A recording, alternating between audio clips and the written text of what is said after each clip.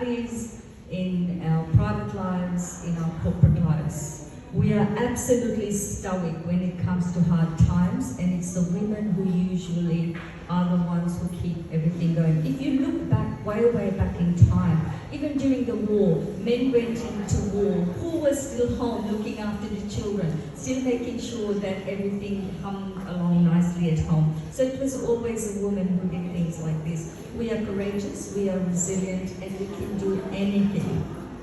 From my own experience, I know that women from subcontinent in Asia, particularly the Pacific, they are strong, but they are meek and mild, and often they don't open their voices to talk about things. So that can be a real down for us because we don't talk about things.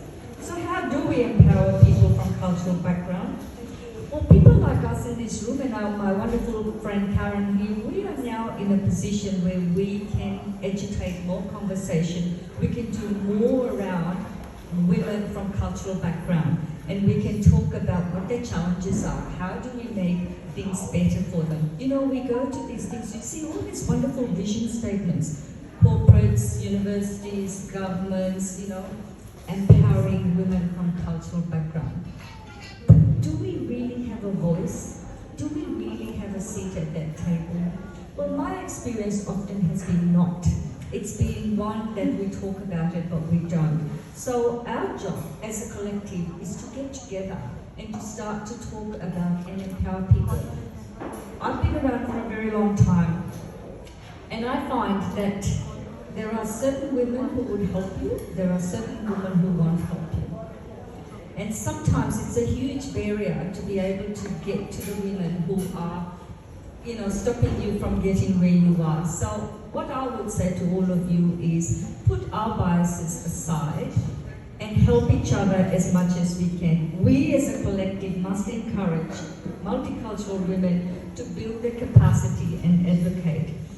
There's lots of experience that I have had in life, but can I say to you, it's been the women who have given me the biggest break in my life. Even when I was a very low-level clerk, I remember a lovely lady who helped me get where I wanted to get to. But as I got into my career, into executive roles, do you know who helped me? Men. It was always the men who helped me get where I got to. And I have a mentor, and you know who my mentor is? It's a man. So, you know, we need to really think about ourselves as to how we conduct ourselves. Friends, I can't be here forever telling you what we need to be doing. We are a melting pot of mosaic. We have different dreams, we have beliefs, we have hopes for our children, but it doesn't matter whether we come from a multicultural background or we're Australians or whatever. Our dreams are all the same. So let's all get together, accept who we are, and help each other. So my call to action today for all of us is, number one, we should educate to promote in schools from a very young age, multiculturalism in schools, so it's accepted. How many of us have children and when we say, do this in our own culture, and they go, oh, I can't do that, that's embarrassing, I can't wear that, that's embarrassing. So I think we can start to change the culture in school. It's our collective responsibility to help women's health, engage in respectful relationships, increase cultural awareness, leadership, and help with employment pathways for women from multicultural background. We have an opportunity to make a meaningful difference in the lives of women from multicultural background across Australia. So let's be part of a dynamic and supportive community for our women, particularly in corporate business and other world that is very, very difficult for us to break the glass ceiling. We can make a positive impact. Building a more inclusive and equitable society is not just a thing to do, it's our responsibility. And we can do it. Just look at me and look at Karen. We are both women from multicultural background. I live in a very affluent North Shore area. I actually didn't think I would get in.